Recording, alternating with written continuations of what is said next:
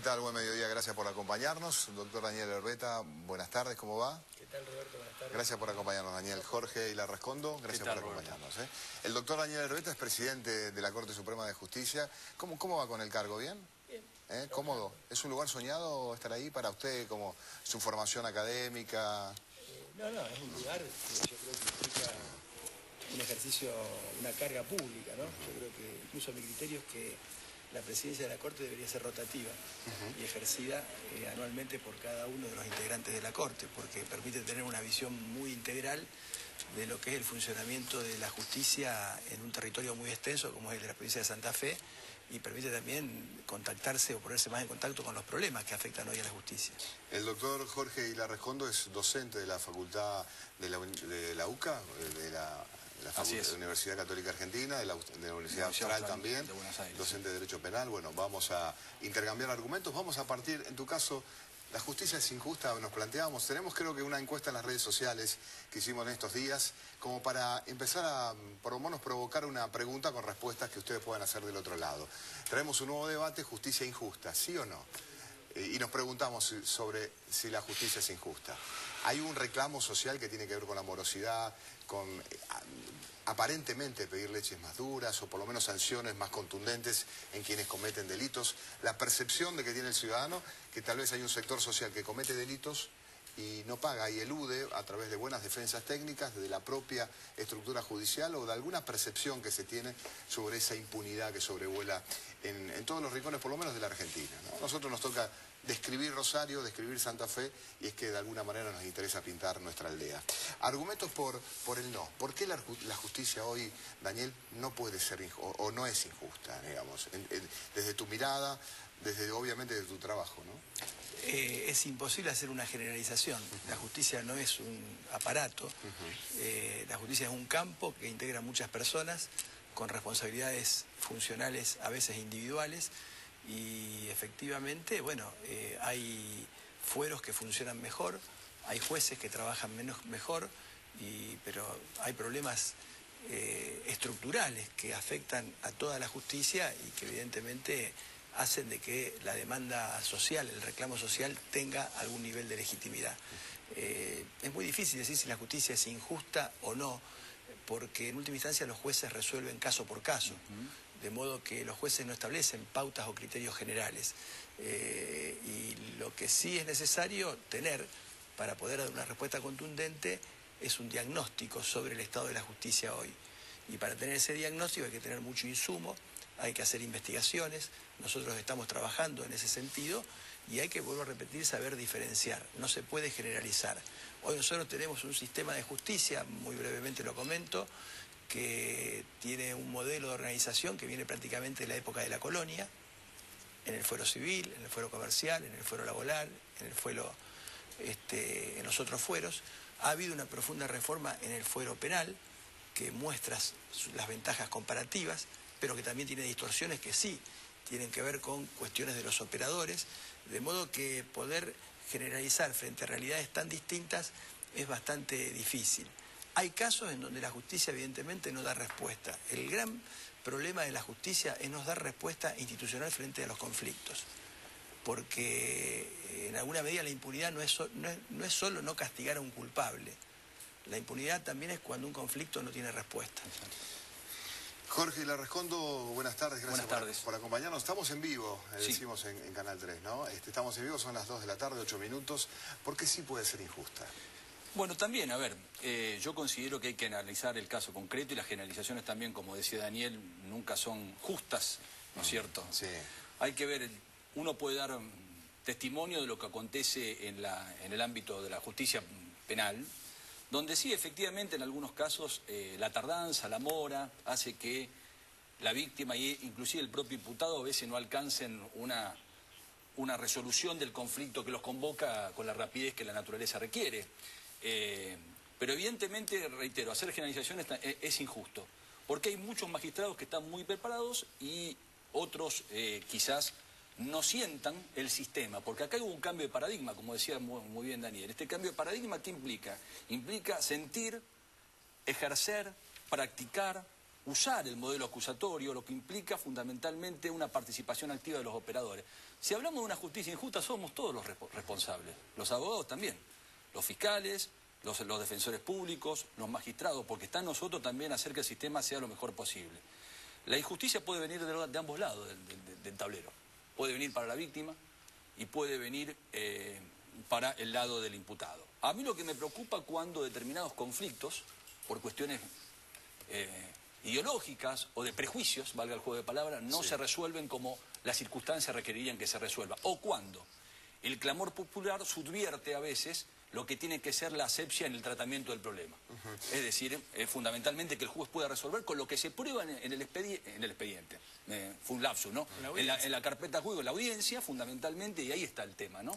Justamente lo que dice Jorge es algo que nosotros somos parte, los medios.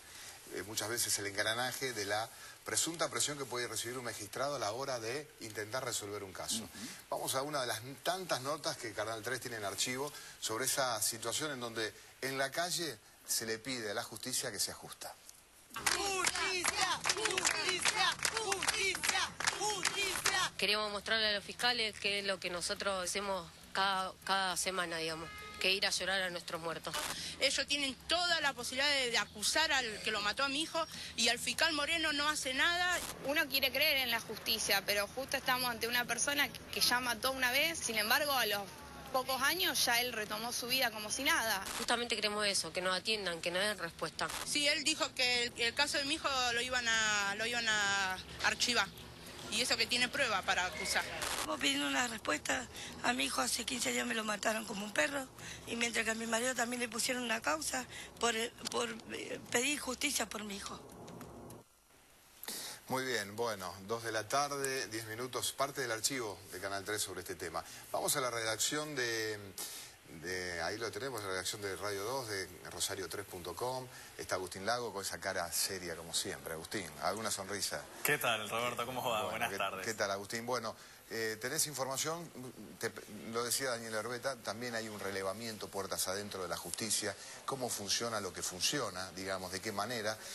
Tenemos algunos datos sobre este tema. Sí, a ver, como decía recién el doctor Herbeta, es difícil generalizar, de hecho no está bien hacerlo, pero lo que tenemos nosotros son datos duros sobre el antiguo sistema conclusional, sobre el nuevo sistema procesal penal, la cantidad de causas que llegan, las distintas cantidades de denuncias que también llegan al órgano, o mejor dicho al Poder Judicial, para que puedan investigar, y la estructura que tienen para investigar este tipo...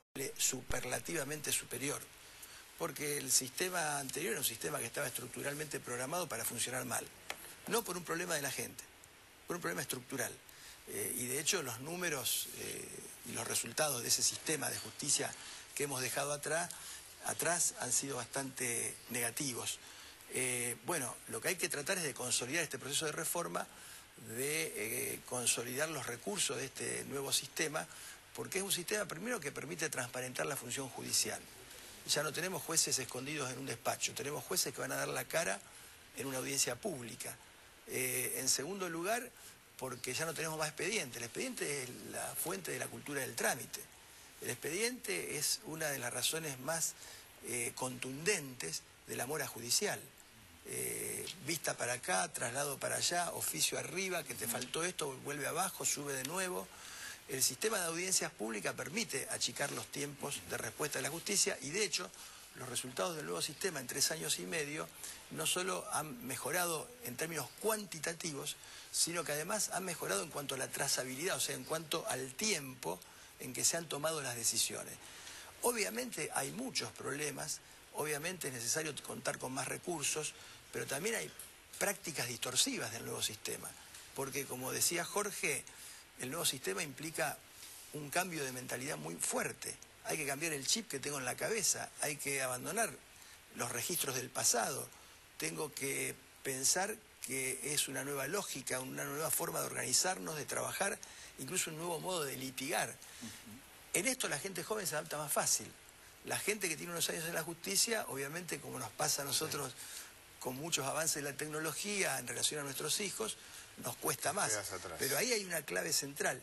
La mayoría de los fracasos que se han dado en otras experiencias con los modelos acusatorios es a veces no haber tenido en cuenta precisamente que la capacitación y el cambio cultural es central para que estos sistemas funcionen. Y el segundo problema, y termino, es que, bueno, los sistemas procesales en general han mostrado con cualquier modelo niveles de ineficiencia investigativa bastante alta. Nosotros, en este tema, entra a jugar un papel central la policía y la forma en que se digamos, qué policía queremos, cuál es el rol y cómo articula con el Ministerio Público. En cualquier caso, doy un dato que es importante. Antes, en el sistema conclusional, la tasa de esclarecimiento de homicidios dolosos no superaba el 25%. Vergonzoso. Hoy ya estamos en un 60% de esclarecimiento. En los países desarrollados están cerca de un 90%. Tomemos el caso, por ejemplo, de Inglaterra. Pero bueno, es un dato que por lo menos nos da algún aliciente, porque subir del 25% al 60% en tasa de esclarecimiento de homicidio no es poca cosa. Sí, Jorge. Yo, escuchando un poco y viendo el reclamo de las víctimas, me permito hacer 3 reflexiones. Lo primero, cuando el pueblo habla y reclama, hay que escucharlo, porque la justicia es un servicio público ante todo que tiene que deberse al pueblo. La segunda reflexión que me merece las palabras de Daniel, a mí me preocupa, por ejemplo, y hago una pequeña crítica puntual a la situación de lo que es el sistema conclusional de causas, es decir, este viejo sistema o un montón de conflictos, detrás de cada expediente hay un conflicto, hay un padecimiento, hay un dolor, hay una espera. Eso me permito hacer una pequeña crítica porque veo la forma denodada en la cual están luchando quienes quedan del otro lado en el viejo sistema, y nos pasa a los abogados litigantes que cuando vamos a preguntar por un expediente, y expedientes complejos, a mí me toca, por ejemplo, entender en cuestiones de derecho penal económico, por ejemplo, veo que la estructura de recursos humanos se me va suprimiendo, me va limitando, y la víctima que está atrás de mi asistencia técnica me está pidiendo respuestas.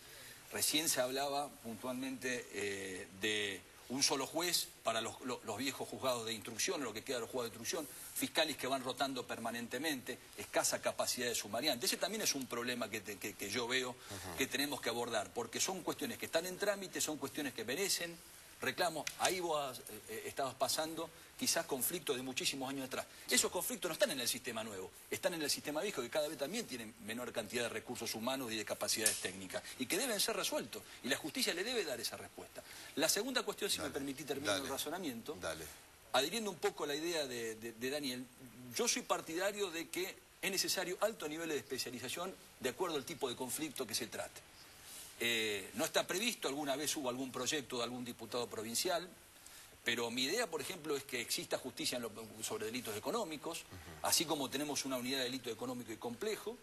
Creo que tiene que haber tribunales especializados, como tiene que haber tribunales especializados en otras aristas del derecho penal, para darle mayor capacidad de respuesta y eficiencia, que es lo que la gente quiere, ¿no es cierto? Porque, a ver, los jueces son seres humanos, y los jueces, hay un montón de cosas que, lógicamente, como nos pasa a los abogados litigantes, escapan de nuestro control.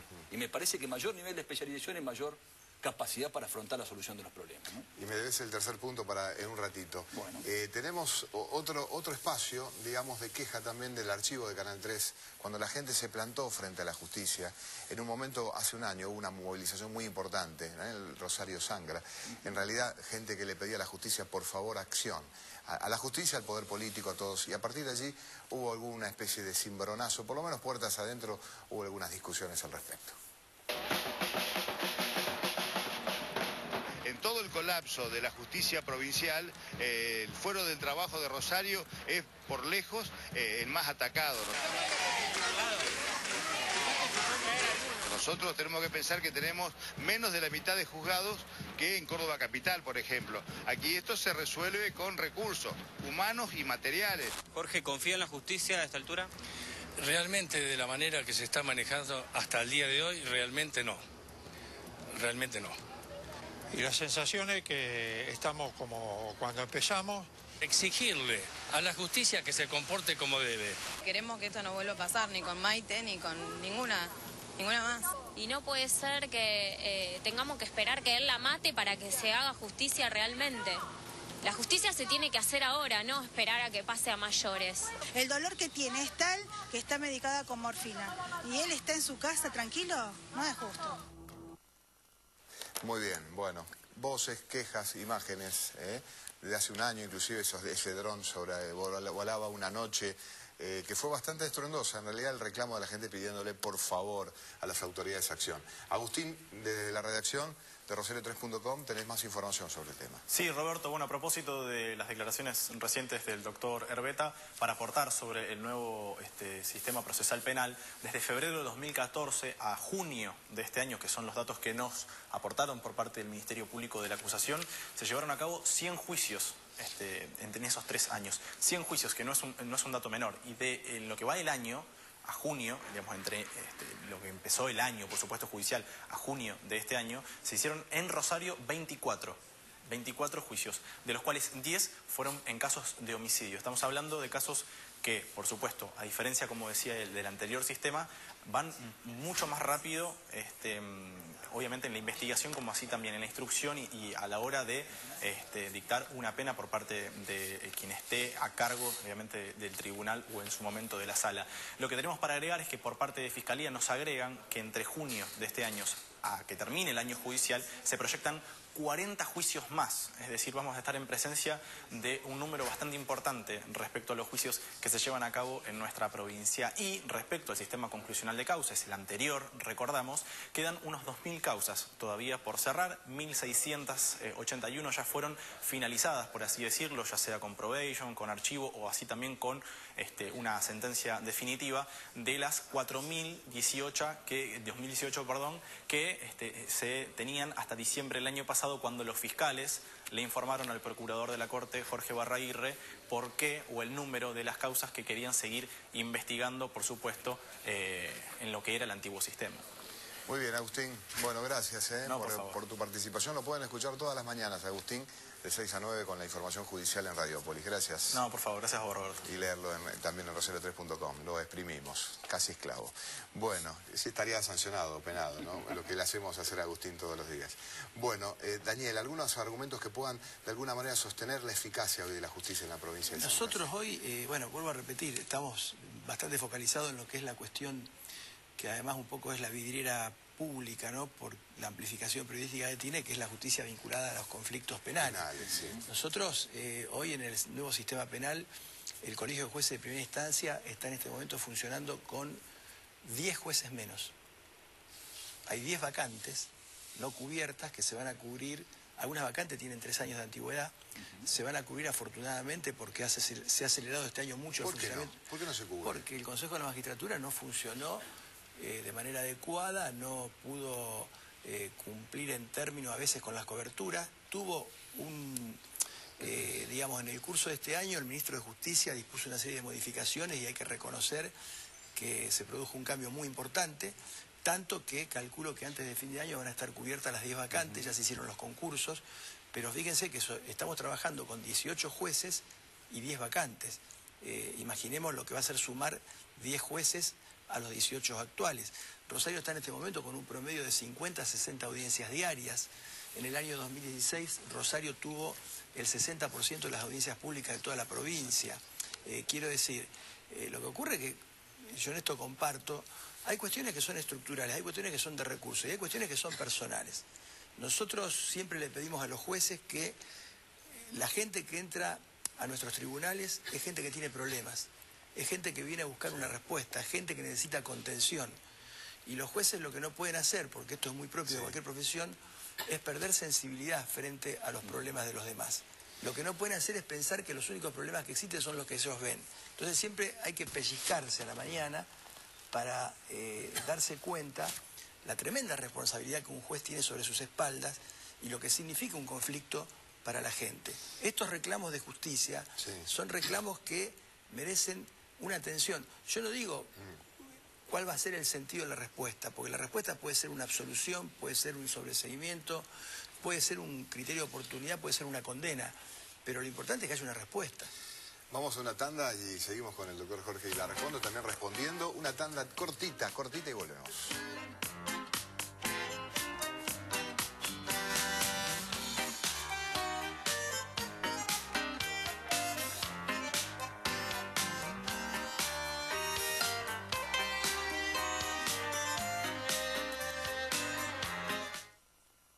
Ahí donde lo pediste, estamos haciendo.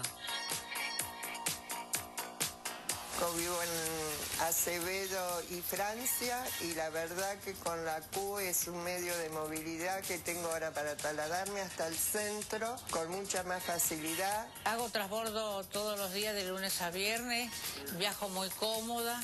Tengo un nieto que va a la facultad y al tener la Q le cambió la vida. Es una línea que tiene coches muy silenciosos y además tiene un modo de energía sustentable. Calefacción, aire acondicionado, piso bajo, rampa discapacitados. Municipalidad de Rosario.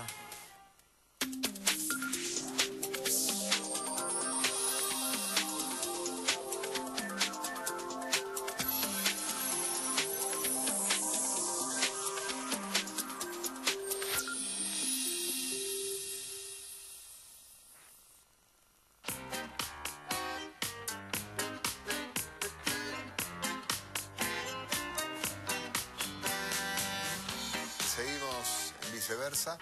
Tenemos una encuesta que ustedes podían participar activamente de las redes sociales. Fundamentalmente nuestra participación es en Twitter. Cuando Diego Casasia quiera, está allí la encuesta por lo menos del día de hoy. Justicia injusta, ¿sí o no?